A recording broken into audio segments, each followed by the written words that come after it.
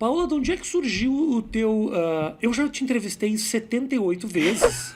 Sim, Mas a minha sorte é que eu sou um imbecil e eu não lembro de nada. Tá Então, ótimo. talvez eu possa fazer as mesmas perguntas que eu já fiz. Tudo bem. Da onde surgiu o teu interesse para se tornar uma profissional desse lugar que é a cozinha? Não uma pessoa, eu gosto da cozinha, mas eu quero abraçar isso como a minha carreira. Fácil. Eu tive um relacionamento com a cozinha muito perto desde criança, porque cresci com as minhas avós cozinheiras e gostava muito de cozinhar e gostava de assistir programas de TV de culinária que não tinha alguns programas tipo culinarista, assim, tipo Palmeirinha, essas coisas. E eu voltava da escola e passava bastante tempo sozinha, eu assistia esses programas e depois tentava reproduzir as receitas na cozinha de casa, esperando a minha mãe e tudo mais. E aí, quando terminei a escola de um jeito muito traumático, porque eu sempre me dei muito mal na escola. Por quê? Porque eu era uma péssima aluna, eu achava uma bosta. Não estou pensando que a minha filha assiste YouTube. Ela sabe.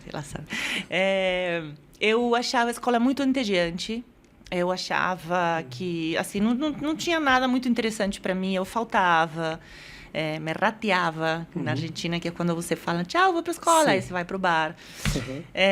Para o bar não, porque o bar às 7 da manhã não estava aberto, mas o café. Nossa, o quão alcoólatra é a pessoa que às 6 da manhã fala... O café. Eu ia para um café que tinha bilhar, sabe? Bilhar. Ficava aí fumando e tomando café. Um horror, nada a ver. Tá vendo? Você não precisava da camisa. Você pode falar pra tua mulher, eu tinha razão. Nossa Senhora. E então, quando cheguei no 5º ano da secundária, que é o último, que eu tinha 17 anos, já era... Acho que fui mandada embora. Fui mandada embora. Você foi expulsa da escola? Fui expulsa da escola. Porque então você realmente era uma delinquente. Não era uma delinquente. Não tenho nenhum antecedente penal. Não tem ninguém. Não tenho nenhum antecedente penal. Eu não gostava. E era uma escola muito... Eu tive assim... Eu nasci durante um governo, acho que peronista, se eu não me engano, era Isabel Martínez, que era a segunda mulher do Perón, e aí teve um golpe militar. Então, eu cresci durante a ditadura.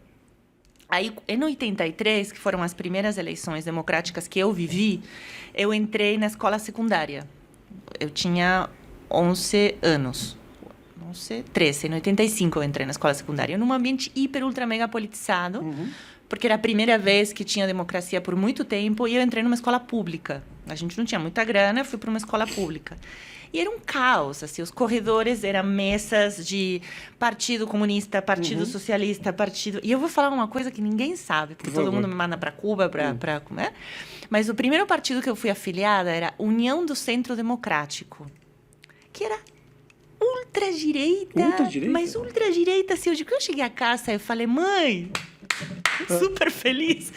Minha filha é a União do Centro Democrático. A minha mãe fez assim, ó. A minha mãe era advogada. Não era de esquerda, mas também não era de ultradireita, porque muitos dos sobrenomes das pessoas que estavam nesse partido eram Astiz, eram todos os militares que tinham participado do golpe. Não demorei muito para eu sair da União do Centro Democrático, mas eu achava as ideias maravilhosas. Por quê? O que de ideia te identificava na época?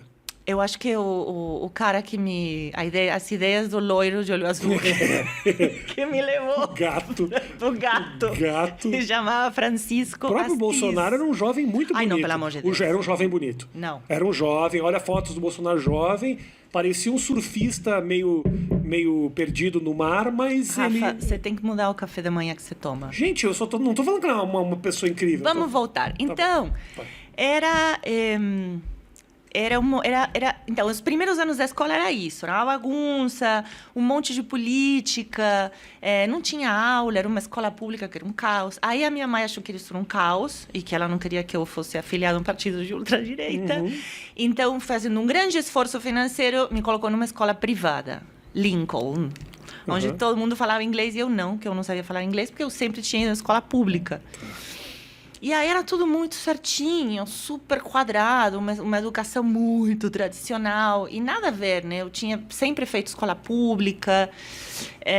Aí eu fui cair lá E eu meio que ia surfando em tentar passar as matérias, mas nunca fui uma aluna exemplar em nada. Fiz 2 anos ali e faltei muitas vezes. Eu faltava, ia pro Vilar, fumava, fazia todas as bagunças toda.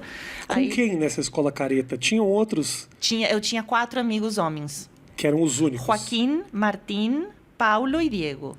Só Paulo é um nome não argentino. Porque você colocou os 3 nomes que são os nomes de Joaquim, todos os argentinos. Joaquim é super argentino. Sim, Joaquim. Não, Joaquim, tem muito de Joaquim. não, Joaquim é argentino. Joaquim é brasileiro. Mas era Joaquim. Era Joaquim. Era Joaquim. Joaquim. O que mais que era? Martim. Martim, muito. Diego. Pablo, só faltou Pablo. E Paulo. E Paulo. O Paulo fugiu um pouco. Então, era meu grupo que até agora a gente se fala e eu adoro eles. E aí, então, no último ano do 4º ano, o diretor chamou a minha mãe e falou: a sua filha é muito rebelde para essa escola. E fui. E aí, a minha mãe foi muito fofa, porque ela me defendeu.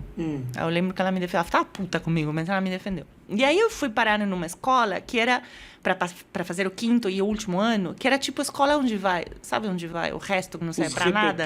Os repetentes. E, só que eu não era tão rebelde assim como para estar lá e me sentir à vontade. Fui 2 dias, eu falei, cara, não dá, isso aqui já é demais para mim, é muita bagunça. Então tinha uma opção que era você passar todas as matérias, que eu acho que eram 12 matérias, você estudava o ano inteiro. Gente, é supletivo. Não, como é que é o nome disso aí, ô, Matheus? Como é que é quando o cara só faz as provas aqui? Só faz as provas Eu e não sei passa. como é que é o nome disso, Mas eu sei. estudei Tá. durante esse ano todo, passei 12 provas em 2 dias. 6 e 6, passei todas. E durante esse ano, a minha mãe falou, você vai trabalhar. Você não vai ficar estudando, assistindo TV. Então, eu fui trabalhar como secretária de um amigo dela, que tinha um buffet de advogados. Não sei se fala buffet de advogados, mas com estúdio de advogados. Era um grupo de advogados. E eu fui de secretária. Na Argentina, eles falam buffet de advogado? Não, mas é que eu moro com irlandês, a gente fala Você umas tá línguas tendo- muito estranhas. Entendi. Então Mas aí um buffet de advogados, eu acho que não é a palavra. Não, é um buffet de saladas, né? Diz mais de saladas. Buffet de carnes, de sorvetes. Sobremesa, Até sorvetes. Frutos do mar, Mas hambúrguer do futuro, não. Mas buffet de hambúrguer do futuro não, mas buffet de advogados realmente Porque em inglês você fala, não? não se fala, nem inglês, Paulo. Sabe aonde se fala? Eu vou te falar onde você Lugar fala. nenhum, Paulo. Não, não. Você vai ver. Você fala nas traduções É. do espanhol Mal feitas. mal feitas que fala bufete de advogados. Ah, ok. Quando você faz uma tradução, tipo, traduzido no México, essas coisas. Eu não vou mais tocar Nada a nesse ver. assunto. Podemos cortar porque não tem, ninguém Não, se ninguém importa vai. com Ótimo, esse negócio. daí a gente Corta, deixa- edita e tira. A gente deixa porque esse momento que as pessoas vão comentar, sim, na Islândia, pode acreditar. Aí, onde que eu tava? Então, me mandou trabalhar lá e eu já gostava de cozinhar. E aí, essa história eu contei 1000 vezes, mas não se esqueça, eu vou contar de novo. Tá. Aí o cara falou, eu preciso de uma empresa de catering que venha cozinhar aqui para fazer os almoços. Essa história que você já contou 1000 vezes. 500 mil vezes. Desculpa. Tá quem, tudo. quem levou para essa conversa foi você. Não, você A me minha perguntou pergunta como foi eu muito cozinhei. simples. Mas como eu comecei. Então, tô te falando. É uma pergunta idiota, mas as pessoas não Comecei necessariamente assim, sabem. a minha mãe me mandou trabalhar Merda essa pergunta enquanto mesmo. eu... Agora eu tô arrependido, agora eu já não... E eu comecei a cozinhar em um escritório de advogados, preparando os almoços para eles. No lugar de eu contratar uma empresa de catering, falei, posso cozinhar eu? Tá. E aí ele falou, pode. Aí eu cozinhei, ele falou, cara, você cozinha bem. E eu falei, eu gostaria muito de trabalhar na cozinha. O que você cozinhou que o cara falou, você cozinha bem? Ah, eu copiava as receitas, fazia, sei lá, peito de frango recheado de mousse de espinafre com creme de pimentão vermelho. Parecia uma coisa inven- meio 80, Mas assim. parecia uma invenção sua. Não. Era nitidamente copiado. Era nitidamente copiado do que nessa época era a Nouvelle Cuisine, a cuisine do marché de alguns chefes franceses, que eu pesquisava, não tinha internet, não tinha porra nenhuma, tinha umas revistas. Aí você ia pegando. E aí eu manifestei que eu queria trabalhar, que eu queria estudar, só que não tinha escolas de gastronomia, não existiam. Então, a minha mãe me arrumou uma escola de hotelaria, de administração hoteleira, era o mais perto. Fui 2 dias na escola. Aí eu saí e falei, O isso aqui não é negócio pra mim. escola nunca foi muito a tua onda, bateu né? pra mim. Ok. Eu gosto de ler, adoro estudar, mas tem que ser... Alguém te impondo conhecimento é um Dessa problema. forma era meio chato. Entendi. Aí eu falei, não é por aqui. Preciso... Como se faz? Ah, você tem que ir num restaurante e que eles te ensinem, abram as portas, te deixem trabalhar, estágio não remunerado. E aí, pesquisando quem que aceita uma menina de 18 anos para trabalhar, ninguém. Porque era só macho, peludo, assim, fortão. E todos falavam não, não, não, não. E aí um cara tinha um restaurante de fondue e raclette, de comida suíça, que só trabalhava com mulheres. Porque, segundo ele tinha uma cozinha muito pequena e a mulher não expande na cozinha. Ela ocupa um espaço pequeno. Isso era o que ele falava. Uau! E aí ele me contratou e ele me cobrava para eu trabalhar lá. Você, uma mulher de 1,78 m. Sim. E ele contratou, falando, só mulheres, porque mulheres são menores. Não, elas não se expandem na bancada. Não ocupam Não espaço ocupam na hora de trabalhar. na hora de trabalhar, entendeu? Põe a tábua, corta a cebola, tudo Tá. bullshit. Porque já vi mulheres que se expandem e homens que não se expandem. Então, tudo bem. Aí minha mãe pagava para ele me ensinar. Aí trabalhei um ano, realmente era isso que eu gostava, e aí comecei. Já conheci outros chefes e fui fazendo contatos em um universo muito pequeno nessa época. 1990, Argentina, depois de 7 anos de governo democrático, os 2 primeiros bastante traumáticos, assim, porque teve várias tentativas de golpe, recuperação econômica. Então, tinha, sei lá, 8 restaurantes. Não era um mercado gigantesco. Então, todo mundo se conhecia. E aí, em 1992, fui para Paris fazer estágio e realmente comecei uma carreira, assim, que era isso que eu queria e eu curtia pra caramba. Adorava trabalhar. Assim, o oposto da escola, eu sempre fui muito trabalhadora. Assim, muito, muito. Tipo, nunca faltar. Chegava 2 horas mais cedo, ia embora 2 horas mais cedo. Era muito, muito certinha, assim, para trabalhar. O que provavelmente é uma surpresa para tua mãe. Não. Que imaginou... Se ela não estuda... É muito legal que a minha mãe, que já não tá, né? Mas é muito, muito legal que a minha mãe me apoiou tanto, sendo que ela foi uma mulher filha de uma cozinheira imigrante que mal falava espanhol e que se dedicou a estudar, virou advogada, depois escrivã, né, notaire, e que chegou a ter um escritório de muito, muito sucesso, uma mulher muito bonita, muito jovem, muito bem-sucedida, e quando eu falei, eu quero ser cozinheira, ela falou, vai.